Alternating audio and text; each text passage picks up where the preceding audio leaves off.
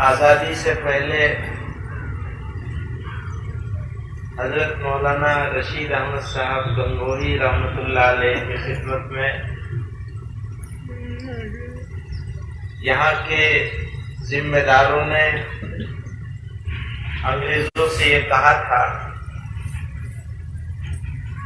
کہ ہم ہر روز اپنی طرف سے ایک جوان دیں گے پھانسی پہ چڑھنے۔ یہ وہ جگہ ہے، یہ وہ علاقہ ہے۔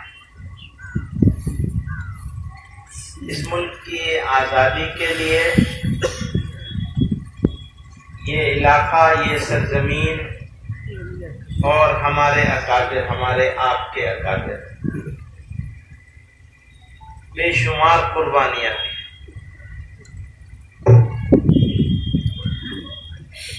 شاملی کے میدان میں انگریزوں کو لوہے کے چنے چبوائے،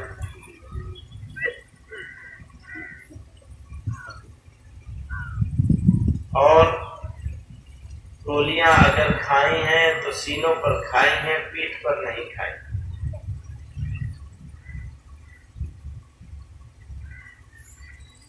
بے شمار قربانیاں دے کر پشاور کے قصہ خانی بازار سے لے کر مدنہ پور تک اس سرزمین کا کوئی ذرہ ایسا نہیں ملے گا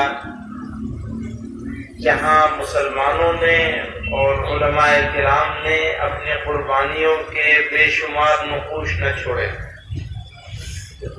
اس سرزمین کو اپنے خون سے لالہدار بنا دیا۔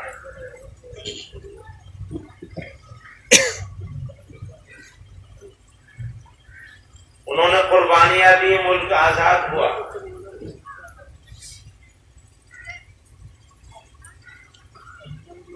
لیکن اگر ہم مسلمان ہیں تو اس بات کو ہمیشہ یاد رکھا جائے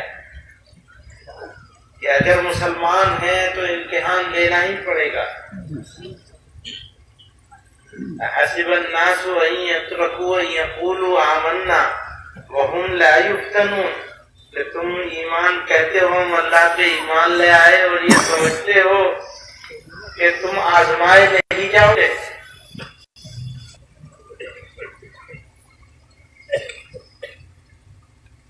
بس جو آزمائے جانے کے لیے تیار ہوں گے،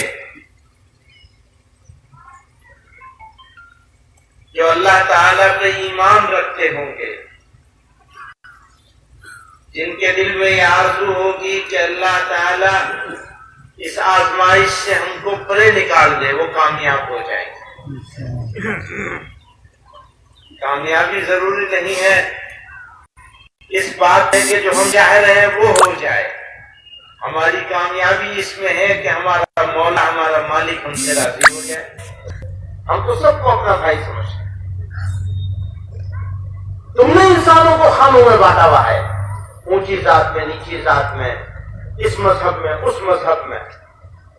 ہمارے نزدیک تو سب انسان برابر ہیں اور سارے انسان بھائی ہیں۔ آپس انسانی اخوت، انسانی بھائی چارہ، آپس کا تعلق، اس راستے میں مذہب نہیں آتا، مندر مسجد نہیں آتی۔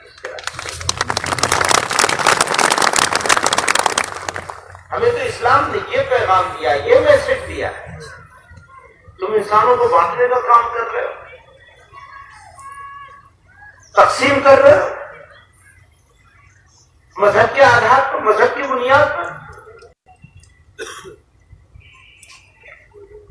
کسی قانون، کسی چیز میں کوئی برائی نہیں ہے۔ آپ نے دستور کے خلاف کام کیا ہے، آپ نے اس ملک کے سنویدھان کا وروध کیا ہے، آپ نے اس ملک کے ساتھ غداری جیسا کام کیا ہے۔ آپ اس کو درست کر لیجئے، اور اگر درست نہیں کریں گے تو وقت آپ کو درست کرے گا۔ ہاں یہ ٹھیک ہے، ہم کمزور ہیں، لیکن یاد رکھیے گا جس طاقت کے نشے میں آپ ہیں تو تاریخ اپنے آپ کو دہرائے گی۔ آپ اس نشے کو چھوڑیے، تو سرکار سے یہ کہنا چاہتا ہوں، بار بار کہتا ہوں، کہہ رہا ہوں اور کہتا رہوں گا کہ آپ اپنی غلطی کو سدھار لیجیے، اس کو ٹھیک کر لیجیے۔ آپ صبر کا امتحان مت لیجیے۔ آپ ایسے سمجھ رہے ہیں کہ لوگ تھک جائیں گے، تو ہم سرکار کو یہ یقین دلانا چاہتے ہیں ہمارا بھائی نے بس اس کے چکر میں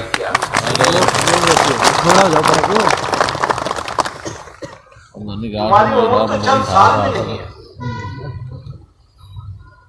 تو تیر آسمان ہم جگر آسمان۔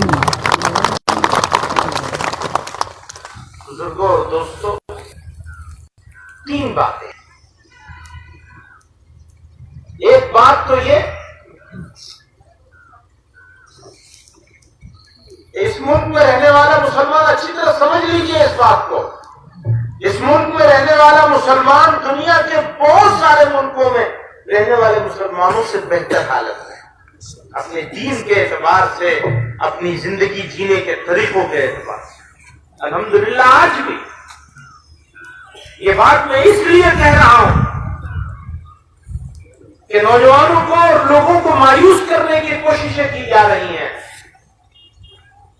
نہ ہم کسی کے بہکائے میں آئیں گے اور نہ کسی کے مایوس کرنے سے کسی قیمت پر مایوس ہوں گے انشاءاللہ۔ کوئی ہمیں مایوس نہیں۔ اس وقت عزیز میں ہم کرایہ دار نہیں، میں پہلے سے کہتا چلا آیا، کرایہ دار نہیں، حصے دار ہیں، حقدار ہیں۔ ہمارا ملک ہے، ہم اس ملک کے محافظ بھی ہیں، ہمارا وطن ہے۔ آج بھی اگر ہم اس سنویدھان کی لڑائی کو لڑ رہے ہیں، اس دستور کی لڑائی کو لڑ رہے ہیں، تو اس ملک کی حفاظت کرنے کے لیے آپ نے ساری دنیا میں اس ملک کی عزت کو تار تار کر دیا، منہ پہ خالق مل گیا۔ ساری دنیا میں لوگ ذلیل اور رسوا ہو گئے یہ ملک کی۔ آج تک کے ملک کے خلاف، میرے ملک کے خلاف، بھارت کے خلاف آج تک کبھی بھی اس طرح سے لوگوں نے قراردادیں پاس نہیں کری تھی جیسی آج ہو رہی ہے ساری دنیا۔ اب دنیا گلوبل ولیج ہو گیا، وہ زمانہ گیا جو 1000 سال پہلے جو چاہتے تھے کر لیتے تھے لوگوں کے ساتھ، اب نہیں چلے گا۔ چلانا چاہو گے تو ملک کا نقصان کرو گے، دیش کا نقصان کرو گے۔ یہ دیش کی لڑائی ہے، دیش کی ایکتا کی لڑائی، دیش کی اکھنڈتا کی لڑائی ہے، دیش کی طاقت کی لڑائی ہے۔ دیش کی طاقت انصاف میں ہے، اس ملک کی طاقت انصاف میں ہے۔ ناانصافی کرو گے ملک کمزور ہوگا، اور جو آدمی ناانصافی کرے گا اور ناانصافی کر کے ملک کو کمزور کرے گا، وہ ملک کا دشمن ہوگا یا دوست ہوگا۔ تو ہماری لڑائی ملک کے دشمنوں اور غداروں سے ہے، اس لڑائی کو جاری رکھنا ہے، کمزور نہیں ہونا، مایوس نہیں ہونا، انشاءاللہ مایوس نہیں ہونا ہے۔ نمبر 1۔ نمبر 2، قربانیوں کے لیے تیار رہیں انشاءاللہ۔ اگر دل میں قربانی کا جذبہ ہو تو کوئی جھکا نہیں سکتا انشاءاللہ۔ سمجھ رہے ہیں؟ جھکا لیں گے، یہ غلط فہمیاں ہوگی، اس کو بھول جائیں۔ تیسری اور آخری بات یہ ہے کہ مانگنا چاہیے اس پروردگار سے، اس کے ساتھ کنیکشن ہونا چاہیے، اس کی طرف رجوع ہونا چاہیے، اس سے دعا مانگنی چاہیے۔ اس کا مطلب یہ نہیں کہ جو کوشش ہو رہی ہے وہ بند کر دی جائے۔ یہ کوشش ایسی ہے جیسے دوا، نزلہ ہوگا، زکام بخار ہوگا تو دوا کھاؤ گے یا نہیں کھاؤ گے؟ اچھا دوا کھاؤ گے، دعا نہیں کرو گے تو اس دوا میں شفا ہوگی یا نہیں ہوگی؟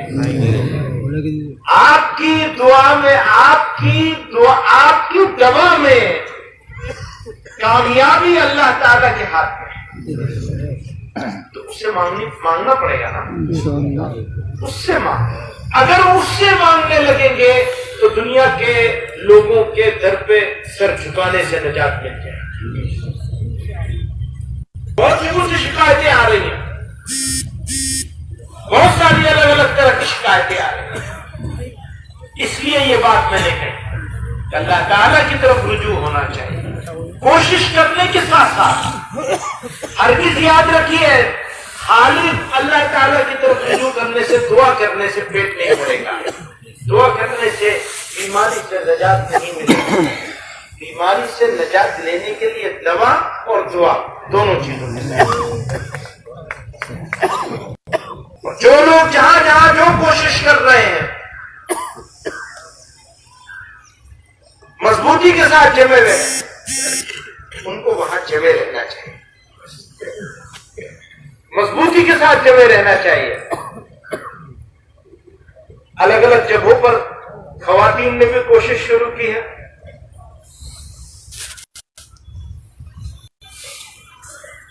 اگر پردے کے ساتھ اہتمام کے ساتھ ٹھیک طریقے سے وہ کوشش جو لوگ کر رہے ہیں ہمیں ان کو سپورٹ کرنا چاہیے، ان کا ساتھ دینا چاہیے،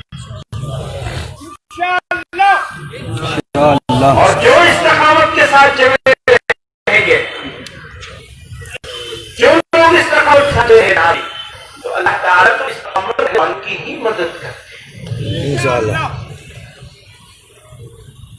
کسی دباؤ میں نہیں آنا ہے، کسی کی لعنت بہکار میں نہیں آنا ہے، کسی روگ میں بھی نہیں آنا ہے۔ آپ کی کوشش، آپ کی قربانیاں، آپ کی جدوجہد آپ کو، بھائی کوئی کہتا تھا کہ یہ واپس نہیں لیں گے، واپس لیں یا نہ لیں ہمیں اپنی زندگی کا ثبوت دینا ہے۔ یہ تو وقت بتائے گا کون واپس لے گا کون واپس نہیں لے گا، واپس نہیں لے گا تو اللہ میں نہیں واپس کر دیں گے۔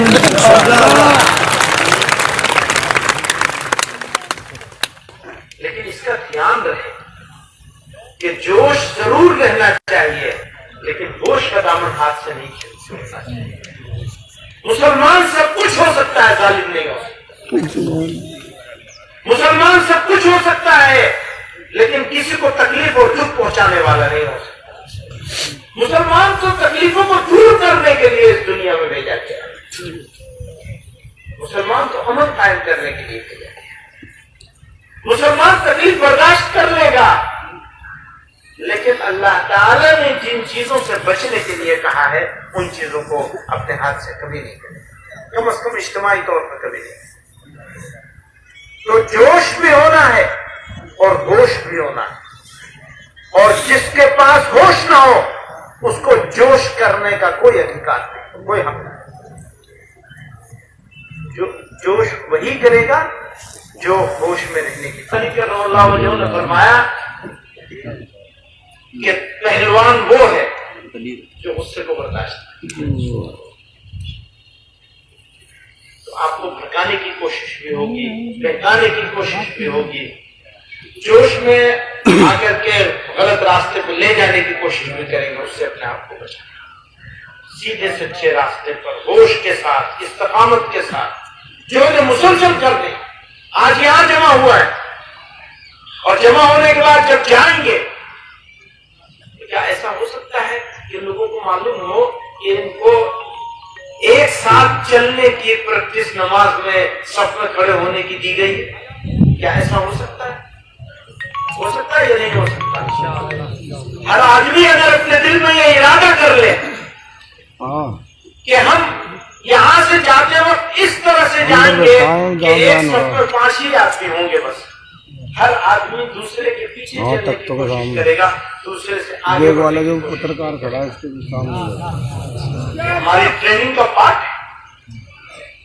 لڑائی تو لمبی چلے گی، اس طرح ٹرین مت رہیے گا، لڑائی اگر یہ ختم ہوگی تو کوئی دوسری شروع ہوگی۔ مسلمان کا تو امتحان آزمائش آنی آنی ہے، گھبرانے کی بات نہیں، ہرگز گھبرانے کی بات نہیں، تیار رہنا ہے بس۔ آپ لوگ یہاں جمع ہوئے ایک مقصد سے، میرا تو آنا یہاں طے بھی نہیں تھا، ایک مقصد لے کے آپ جمع ہوا ہے۔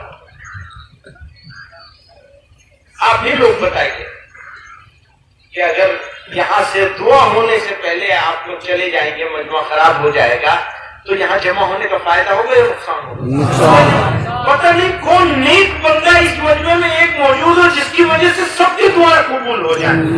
یہ ہو سکتا ہے نہیں ہو سکتا؟ کام ختم ہونے کے بیچ میں بہت سے مرحلے ہیں. وہ مرحلوں کو جس نے پار کر لیا وہ کامیاب ہو گیا، اور جس نے مرحلے سے پہلے اپنے کھیت کو چھوڑ دیا وہ ناکام ہو گیا. اس کو فصل نہیں ملے گی، فصل اسی کو ملے گی جو بیٹھا رہے گا. اور سنو، ظلم کے خلاف آواز اٹھانے جمع ہوئے ہو تو یہ تم نیکی کا کام کرنے کے لیے اکٹھے ہوئے ہو. یہ کوئی مزے کی چیز نہیں ہے، یہ تو نیکی ہے، اللہ کو راضی کرنے کے لیے اکٹھے ہو. اللہ تعالیٰ راضی ہو جائے ہمارا کام ہو جائے گا. اگر اللہ میاں راضی ہو جائیں گے ہمارا کام ہو جائے گا. اسی لیے جمع ہوا ہے.